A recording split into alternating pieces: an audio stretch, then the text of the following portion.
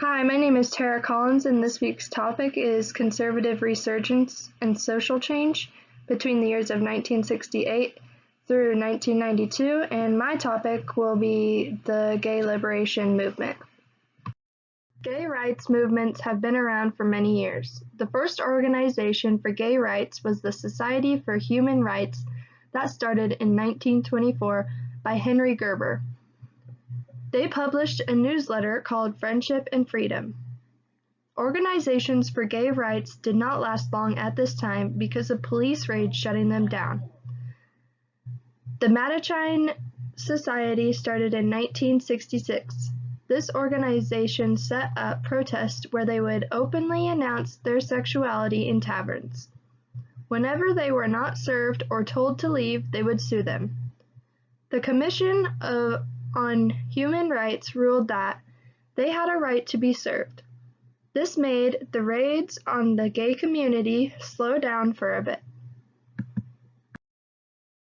In the 1960s, anti-sodomy laws in many states were changed to only affect those who were gay, Kansas being the first to do so, while other states remained having the anti-sodomy laws apply to all couples.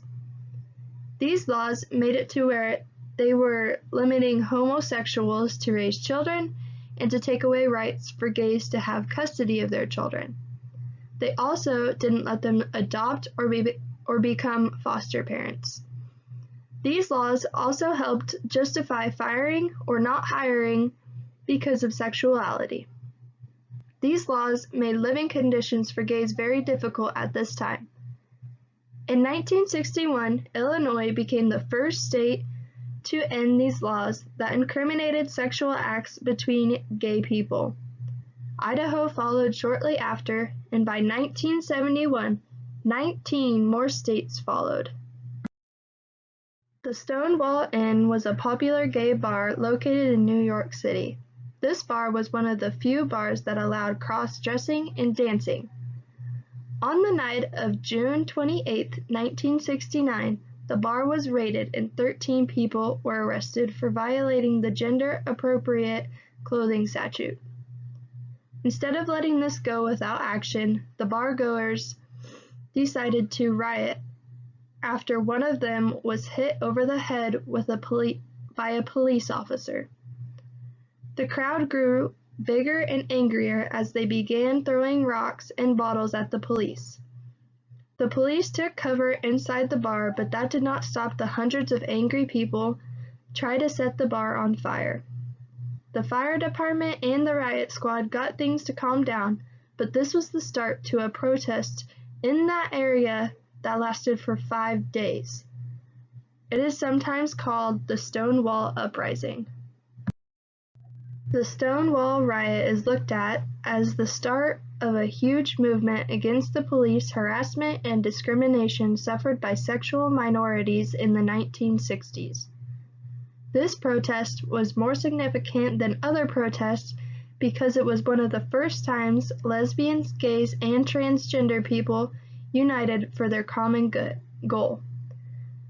After this, there was a spike in the formation of radical groups, such as the Gay Liberation Front and the Gay Activist Alliance. These groups worked against discrimination laws by organizing movements to disrupt political meetings. These trends were carried out into the 1970s, helping draw attention to those minority groups that were still being discriminated against and continued to be for many years.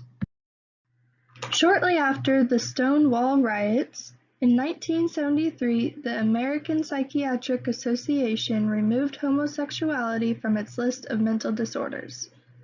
This was a huge step towards social change and acceptance for homosexuals. The APA said, "We will no longer insist on a label of sickness for individuals who insist that they are well and demonstrate no generalized impairment in social effectiveness."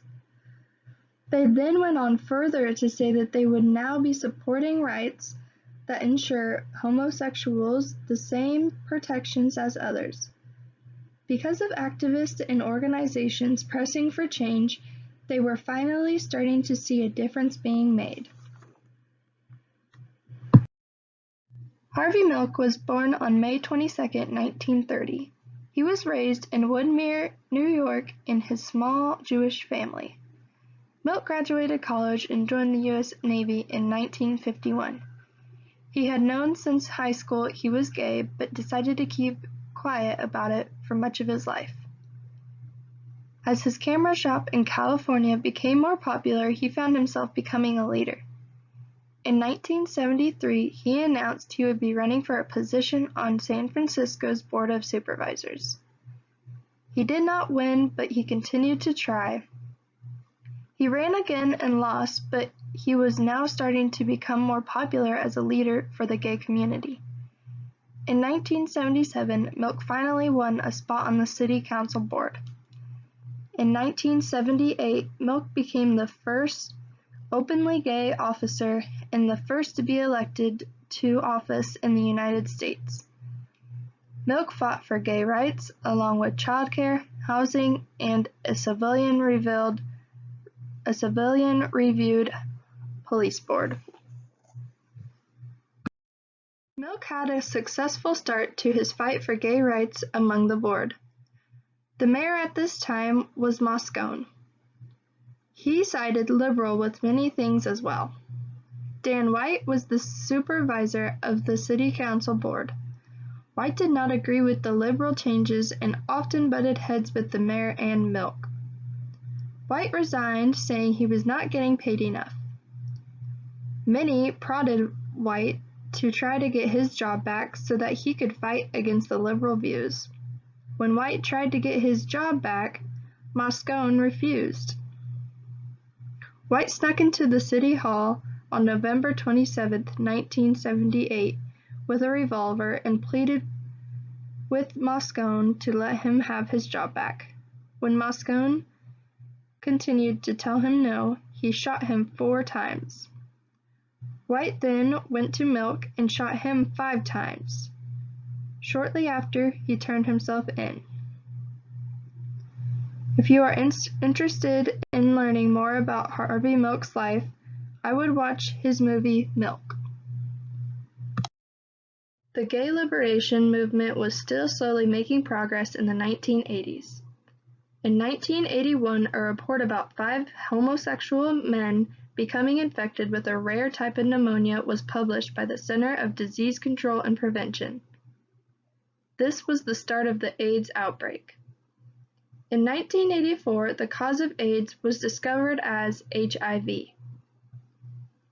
In 1985, the Food and Drug Administration held the first blood test for HIV. 2 years later, the first medication for HIV became available. In 1987, the second annual Gay Rights March was held in Washington to advocate for the treatment of the AIDS victims. In 1988, the World Health Organization declared December 1st to be World AIDS Day. By the end of the 80s, there were at least 100,000 cases of AIDS in the U.S. In 1992, Bill Clinton promised in his campaign that he would lift the ban on gays in the military, but he failed to pass it when he became president. So he passed the Don't Ask, Don't Tell policy in 1993. This allowed gay men and women to serve in the military as long as their sexuality is kept a secret. Gay activists did not agree with this because it did not do much to help with the discrimination that was still happening to military gays. This policy did not stop the discharge of gays because of their sexuality. In 2011, President Obama repealed the Don't Ask, Don't Tell policy. By this time, 12,000 officers had been discharged for not hiding their sexuality. On May 17, 2004, Massachusetts became the first state to legalize gay marriage. 77 couples tied the knot on this day. The Supreme Court finally ruled gay marriage legal in June 2015. The ruling read, "No union is more profound than marriage, for it embodies the highest ideals of love, fidelity, devotion, sacrifice, and family. In forming a marital union, two people become something greater than once they were. As some of the petitioners in these cases demonstrate, marriage embodies a love that may endure even past death. It would misunderstand these men and women to say they disrespect the idea of marriage. Their plea is that they do respect it so deeply that they seek to find its fulfillment for themselves. Their hope is not to be condemned to live in loneliness, excluded from one of civilization's oldest institutions. They ask for equal dignity in the eye of the law. The Constitution grants them that right."